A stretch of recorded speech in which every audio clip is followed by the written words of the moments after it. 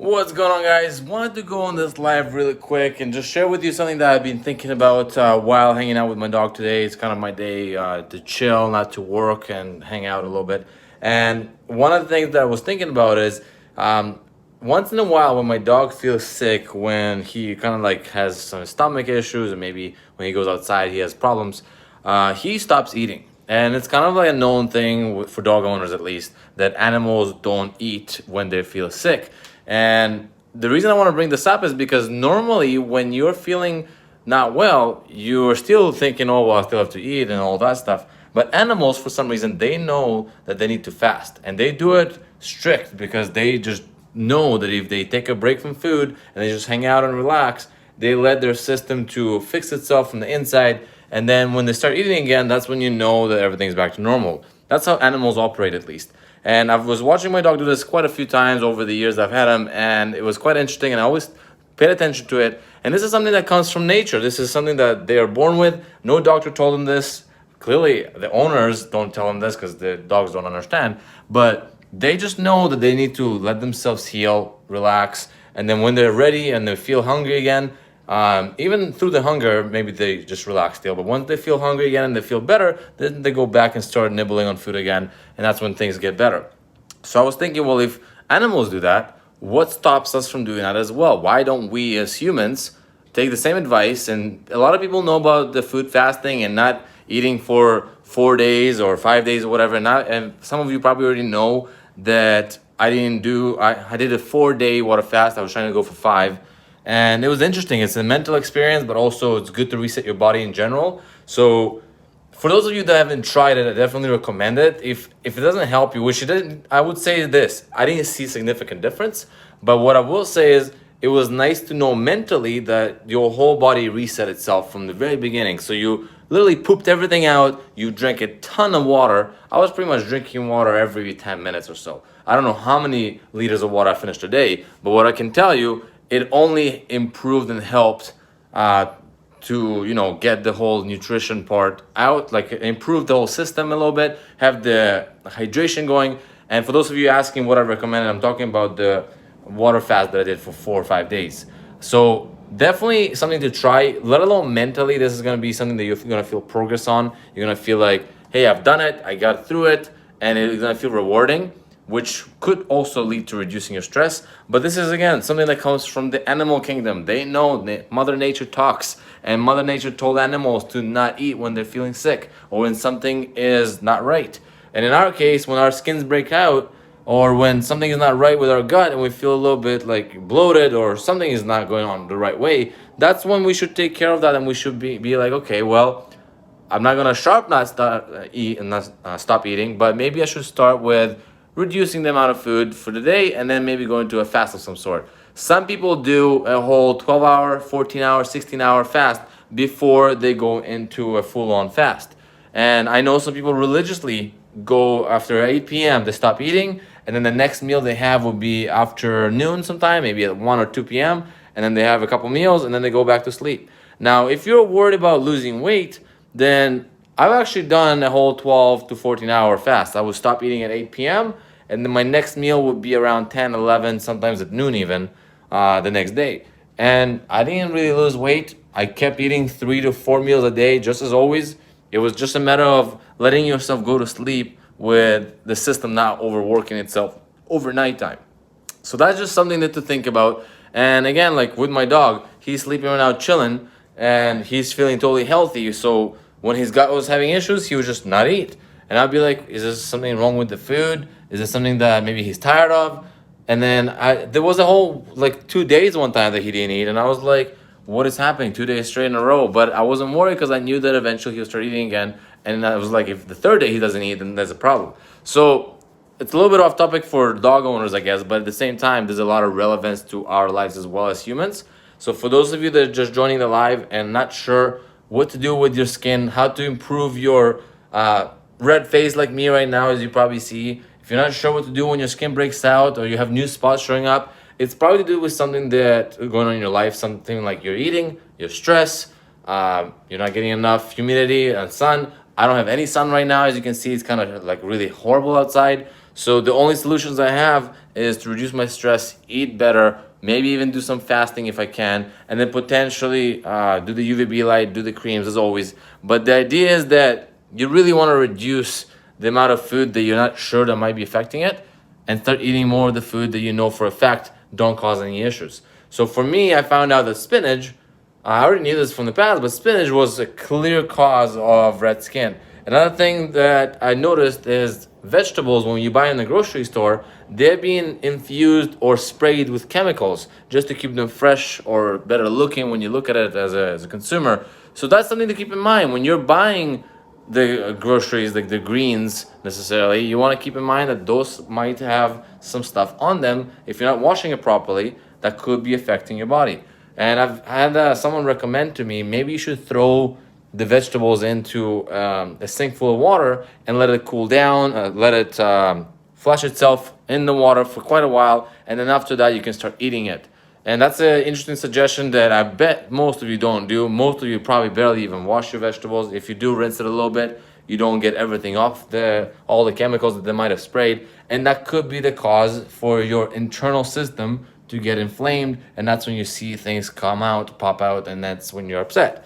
So if you're anything like me, then eventually you realize those things, and then you're like, okay, I need to make a change. Some of you have been messaging me and complaining about how things get worse. Some I've noticed in the comments saying stuff like, oh, I have it, but at this point I'm just like, I'm gonna not even pay attention to it because I know it comes in the winter, it's gonna go away. I mean, you can go with that mentality, sure. Like, I am also aware that in the winter things get worse. But it doesn't mean that I'm just gonna let it keep riding every winter, because that's not the goal. I don't want to have this red face every time winter comes around. So I'm trying something new. And the new thing that I'm trying is to figure out what foods attack me, and also what changes in my life I need to make to improve things. And right now, the thing that I'm figuring out is I'm gonna try once again the carnivore diet, where it's pretty much meat-based. I'm gonna have a little bit of carbs as well with it, which I'm pretty sure is not supposed to be part of the carnivore diet, but I'm gonna do it anyways. I'm just gonna cut the greens out. I'm gonna go a month without greens, right? I'm gonna try to, my very best not to buy any more greens.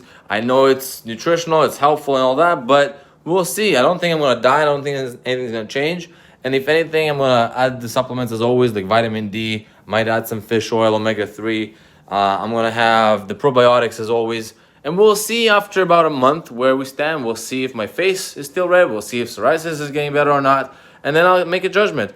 What I do know about a carnivore diet is, from what I've read a lot about, people get a lot more energy apparently. They feel great. Their sex drive even improves. It was like a lot of positive things. And I was like, doesn't hurt to try, right? And the best way, like I always say in every single video almost at this point, you can only try for yourself to find out what works for you. If you're not trying anything new and you're just relying on what I say, and then you maybe try for a day or so and it doesn't work and you give up, then obviously you're never going to find a solution.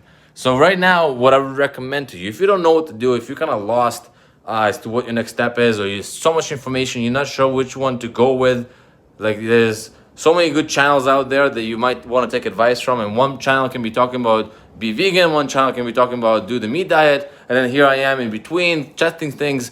You're not sure who to listen to at this point. The best method to go with is try something for yourself. Just like I'm trying right now. I'm telling you, hey, I'm gonna do the carnivore diet, and I'm gonna try to do some fasting right before I go to bed. I'm not gonna eat after like 8 p.m. or whatnot. And also, it really helps if I don't eat any processed food at all, which I'll be very honest about. I have been eating a lot of processed food. I'm talking like chips, some here and there. I've been doing some cheese here and there. Things that I know I shouldn't be doing, which I am guilty of, and I fully aware that I shouldn't be doing, but I still do, and I'm just like a human, just like you guys. So those videos that I'm making for you to learn from my mistakes is to show you that, yes, even though I have the recommendations based on what I see works for me, doesn't mean that I don't mess up myself anyways. And at the moment, I don't feel any gut issues. I don't feel like my poop is any different than before. I don't feel like I am hungry or anything like that more than before. Everything is very normal. I'm very active as always. I feel totally great all the time. The only thing that's happening is sometimes the skin, as you can see, gets a little more red than usual. I don't see any new spots showing up for the longest time now, which is good. That means something I'm doing is working. It's being under control. I'm treating it in the right way. I just have to figure out now how to fully get rid of it. And we've done this before on this channel. About, if you scroll back to the beginning of my videos, There was a moment, I think it was throughout last year, that my psoriasis was fully gone. I think 95% was pretty much gone. And right now, if I were to count, I would say I have about 10 to 20% covered, which is not even that horrible and it's not that bad at all. I don't even notice it. It's more so that I just know it's there and I want to get rid of it. And just like you guys, maybe some of you have a lot more than me, you have options. Either get frustrated, not do anything about it, or try to fix it just like I'm trying to. Now, I want to see, I think there were some comments that I saw. I don't know where they are though. Oh, here they are. So Allison said, I hate that I have psoriasis. Supposedly no one else in my family has had it. So Allison, it's very unlikely that nobody in your family has had it because it's definitely something that's being passed on from generation to generation. But one thing I will say is, even if that's the case, it's unfortunate that you have it. But again, like, you can either be upset about it and complain, or look for someone to blame in your family. Either way, it's not gonna help. You're still gonna have psoriasis. So let's figure out how to fix the issue, not be upset about the issue. Okay, so then there's another comment saying, you plan to travel to Jordan to the Dead Sea. I actually did go to the Dead Sea about 3 years ago, and it was actually a great experience. Obviously, salt water and all that is great for you. Traveling right now with COVID is a little bit difficult, as you probably all already know. So no, I don't have any travel plans anytime soon, but as soon as all the restrictions and all COVID stuff go away, I might consider. Allison said, I was super moody when I did it. So I did the water fast for 4 days out of 5 that I planned to do it. And you can go back to the videos and see the exact experience that I went through. But one thing I would say this, if you do any days at all, like water fasting, the first day is a lot of mental game. Like, you're like, okay, I'm doing this. I'm committed to it. Let's get it done. Let's see how much I can last doing this. Day 2 is the toughest because all you think about is food. You're like, I need to eat. I know I need to eat. This is natural, but I'm going to get through this. And you get hungry and you keep repeating to yourself, like, no, you got this. Day 3 is when things get easier because now you're used to the feeling of being hungry, but you're also not that hungry because you've learned that drinking water is easy and it suppresses the hunger. And then also mentally, you already established that you're almost there. Like, you're more than halfway through, right? Day 4 is when I had the most difficulty with, not because I was hungry, but because I kept repeating to myself over and over, what am I doing this for? What is the idea behind this? I kept second guessing, what was the purpose of this water fast? And I kept questioning this whole reasoning of my tests. And then I also was very result oriented. So I was looking at my body. I'm like, I don't see any difference at all. Knowing damn well that that's 4 days is not going to do anything. But when you're on the 4th day of not eating, you're starting to justify to yourself that you should see results. You should see improvements right away. Everything should be totally better because you did 4 days of no eating and you've changed humanity just because of that. Well, unfortunately to me, as I decided that on day 5, I'm going to stop because there's absolutely no reason for me to continue. Maybe that was a mistake. Maybe it wasn't. It doesn't really matter. The point is that the mental game took over and I was like, I don't need to prove it to anyone. I don't need to prove it to myself. And I just started slowly eating again on day 5. But is it cool to know that I've done it? I mean, I don't know many people in my circle that have done a water fast for 4 days. Matter of fact, I don't know anyone that went a day without eating in my circle at all, which is pretty cool to know because I didn't think I could survive it. And it's kind of nice to know for survival skills. You can actually go probably more than a week without eating and you should be okay.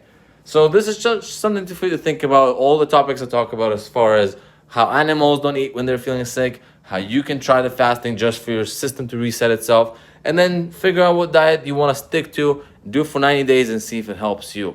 But anyways, guys, I don't want to ramble on for too long. I just wanted to leave you with those couple points. If you guys have any questions for me, feel free to ask in the comments here. Feel free to DM me on my Instagram handle, The Psoriasis Journey. I just posted a few more videos on there for you guys to see some updates. And otherwise, like the video if you haven't already. Subscribe to my channel if you're new, and I'll see you guys in the next vlog.